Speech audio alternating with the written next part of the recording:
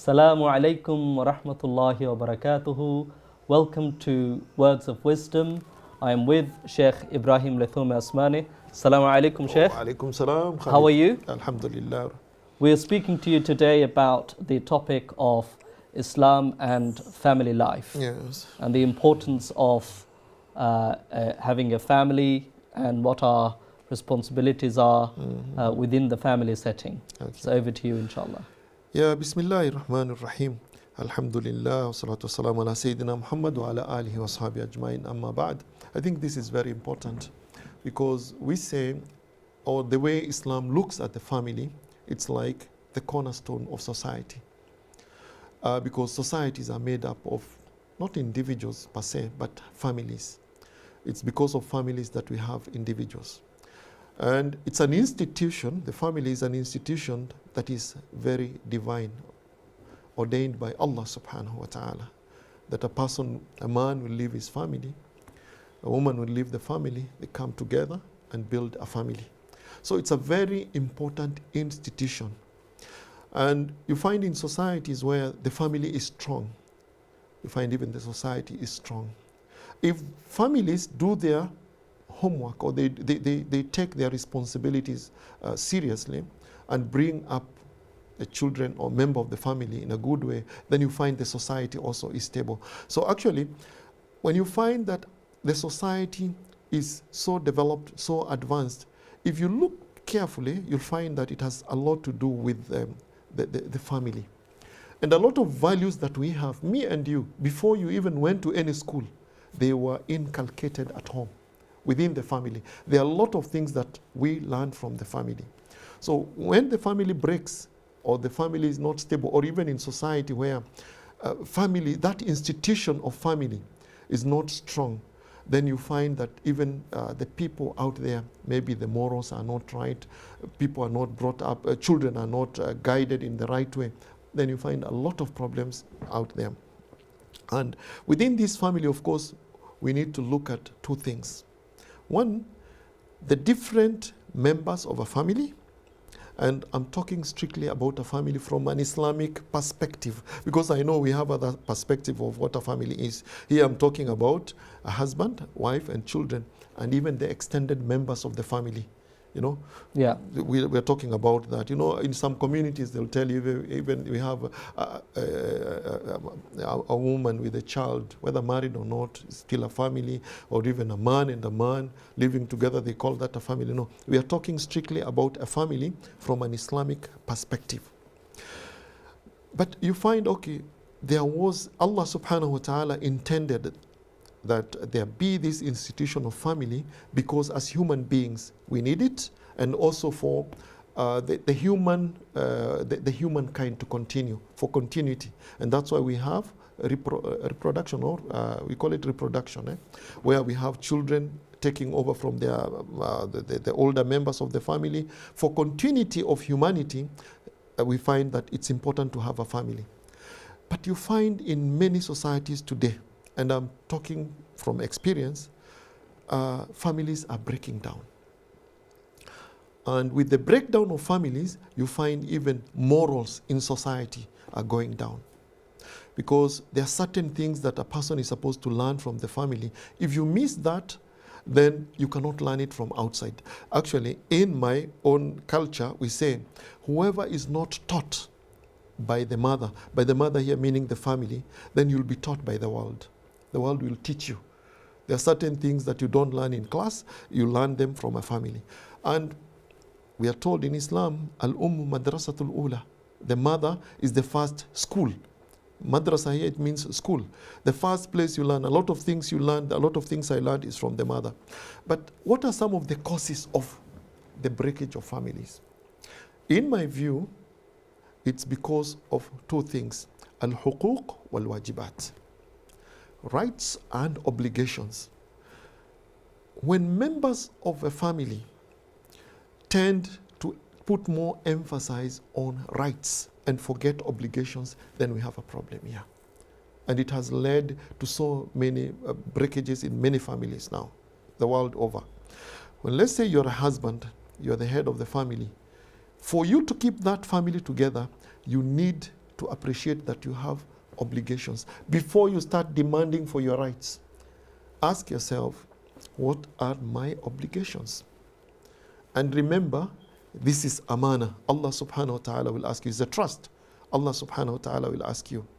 Now, if you're a wife, then before you ask for your rights within the family, ask about your obligation. Think about your obligation. So if we just stop between the two, between the husband and wife, if each one of them focuses on their obligations, then the rights will naturally come in. Because if I fulfill my obligations, my wife fulfills her obligation, the rights will come in, because in her fulfilling her obligations, I will get my rights. And in me fulfilling my obligations, she will get her rights. So it's mutual. It's mutual. You know, but unfortunately, we hear people talking, my right, my right. I used to do a lot of family cases, divorce cases in the Qadis courts in Nairobi. In most cases, you find that the divorce was caused by each one of them focusing more on their rights and not their duties. Not their obligations, yeah. Not their obligations. You know, you find the husband says, she's not been fulfilling this and that. And the wife says, he's not been fulfilling this and that is my right. And the family breaks because of that. So obligations. Now let's come down to the children also. Today, our children have been brought up in such a way that they're just talking about my rights. And of course, some of the rights are, you know, they are in the Constitution, and we have children's laws and the rest. So you focus on your rights. My rights, it's my right to get this and that, my right to get this and that. So you're telling children also from an Islamic perspective, what are your duties, number one. And remember, as children, you have a lot of responsibilities and obligation you owe to your parents. Allah subhanahu wa ta'ala has actually brought in the obedience to parents immediately after talking about worshipping Allah subhanahu wa ta'ala. The next thing is وَبِالْوَالِدَيْنِ إِحْسَانًا وَقَضَى رَبُّكَ أَلَّا تَعْبُدُوا إِلَّا إِيَّاهُ وَبِالْوَالِدَيْنِ إِحْسَانًا. That is a duty on children. Do whatever is good, do it to your parents. But when children now start focusing more on my right, without pausing for a moment, what are my duties? Then there is a problem. But if the children now say, I owe my parents this duty, I owe them the duty to respect them, the duty to obey them, the duty to be a good child, the duty, then the rights will come in, because the parents also know, the parents now know that they have an obligation towards the children. Okay? So as a father, as you go out there, you know, I have children at home, and I owe them 1, 2, 3, and those are my obligations, meaning the children will not miss their rights. I owe my wife 1, 2, 3. So the children, the wife will not also miss her rights, okay? And the wife, wherever she is at home, I have this obligation towards my children and my wife. So it's mutual throughout. And it goes even to the extended family.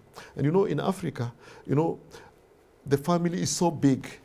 In Europe, I know the family is small, but in Africa, the family is so big. You go now to the father and mother, children, spreads out the aunties, the uncles, grandmothers, great-great-grandmothers, it goes out that way. If each member of the family would say, what are my duties? And again, as a Muslim, you know, if I do not perform my duties or my obligations, I'll be answerable before Allah subhanahu wa ta'ala. Look at the guidance of the Prophet sallallahu alaihi wasallam as a guidance to guide us so that a family can be stable. It begins even before getting into a marriage. He gives the advice and says, إِذَا أَتَاكُمْ مَنْ تَرْضَوْنَ دِينَهُ وَخُلُقَهُ فَزَوِّجُوهُ إِن لَمْ تَفْعَلْ تَكُنْ فِتْنَةٌ وَفَسَادٌ فِي الْأَرْضِ. If a person comes to you and they want to get married, maybe to a relative, your daughter or whoever, how do you vet them? The interview is what? 2 things. Islam, are you satisfied with their religion? That is number 1. Number 2, are they practicing? Because akhlaq, conduct, comes from a person believing and then practicing. So it's not enough just to say, I'm Ibrahim, I'm a Muslim. I'm Khalid, I'm a Muslim. No. Are you Khalid? Yes, that name is Islamic. But let's pause there. Yeah. We'll continue after the break, inshallah. Dear viewers, we've been speaking to Sheikh Ibrahim Lethome about Islam and family life. We're going to go for a small break, a short break. Do stay with us. We'll see you again after this break. Assalamu alaikum.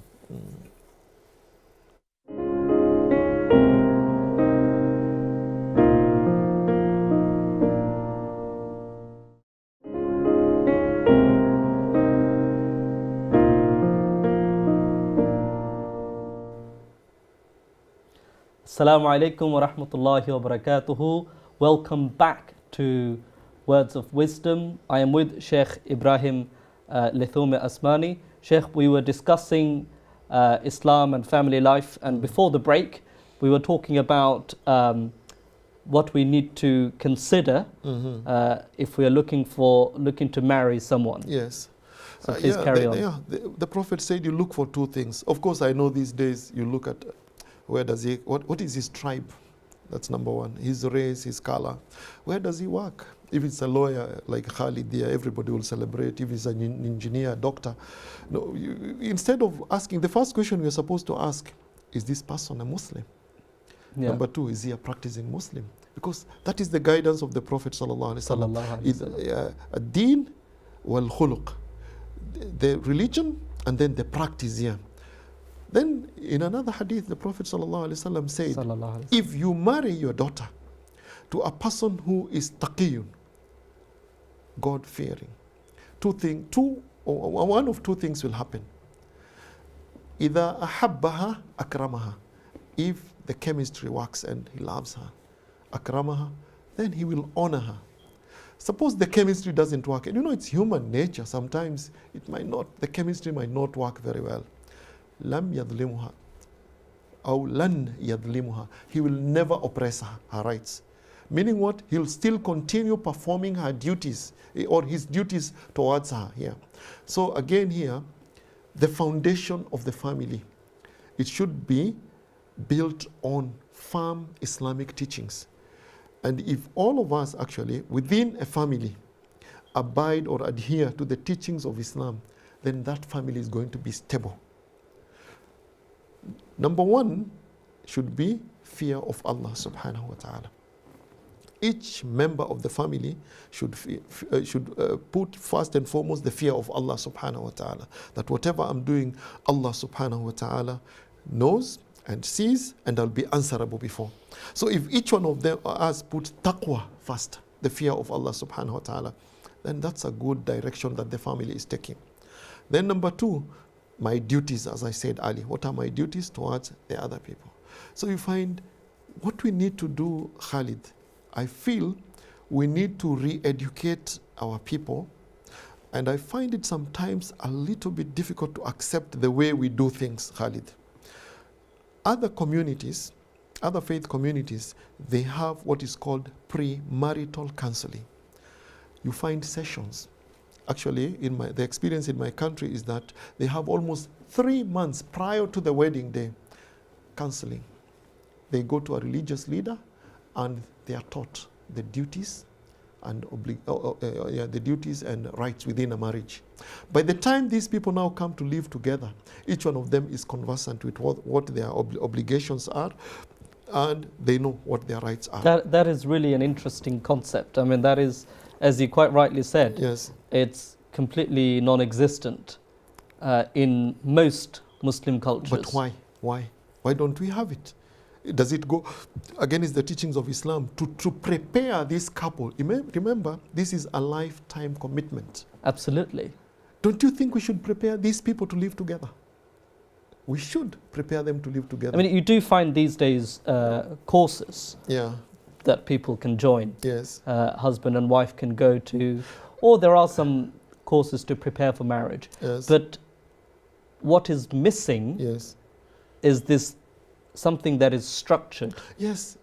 And that is that everybody has to go through this structured program. Actually, we should think about it, Khalid, and you should be in the forefront and you should spearhead this, whereby, okay, so and so wants to get married, can we take them through this, something basic, the basic rights, so that the basic duties of a husband, the basic duties of a wife, by the time they get together, then they know how to live together. Okay? Maybe from our viewers, somebody will take forward this initiative. This is a challenge to the viewers of TV1. Somebody should take up this challenge and establish this institution. Just provide a program, a structured program that husband and wife to be, they can enroll and they can follow this course until their marriage. Yeah, and then if you go to any wedding today, I don't know here, but at home, there is a sheikh who always gives a talk just before the nikah is done.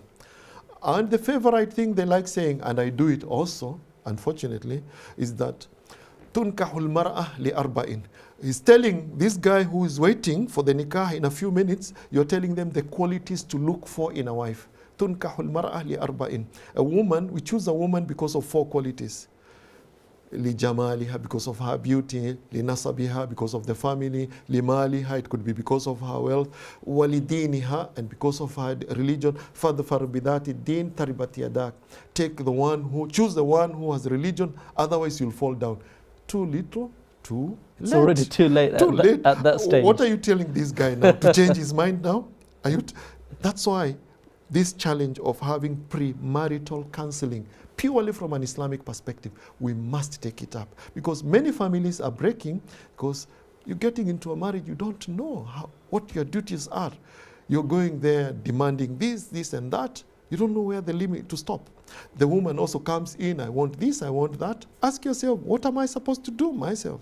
So premarital counseling, Khalid, is a must. And I can assure you, I'm speaking authoritatively, it's Islamic. Actually, what we are doing is not Islamic. We should do it, we should prepare these people, and that is the Islamic thing. And that is... Absolutely, absolutely. And what's important to bear in mind is that the duties that you have are, so me as the husband, my duties towards my wife are her rights. Exactly. And her duties towards me are my rights. Yes, exactly. And if each person focuses on their duties before the rights, then everything will fall fine. in place. Everything will fall into children, place. The same thing with children. Let them not focus a lot on their rights. The rights will fall in place once you play your part, discharge your obligations. The rights will fall in place. And that is the Islamic way of doing things. And believe me, if we did that, then we'd be very safe. And I want to say this, even in countries where we find there are a lot of problems, like I'll give you the example of Kenya, the scourge of HIV/AIDS. You find that the Muslim predominant areas, the prevalence is very low. And actually, people had to go and do a research. Why? He said because in Islam, the family life is still valued. The families to a large extent are intact as compared to the other communities. So actually, it's a protection.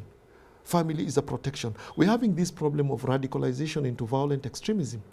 Do you know, research has shown that many of those young people who get radicalized easily are those from broken families, because they have nobody to guide them. They have nobody to consult with. Whatever I'm about to do, is it right or wrong? So the family gives us a fallback position always. Even at my age, I keep on falling back. Until recently, when my mother passed away, I would fall back to my mother, even at my age. So the family gives you a fallback position to guide you and the rest. So we take care of the family, then we are taking care of the society. And how do we do that? By each member of the family knowing their duties, and then the rights will fall in place.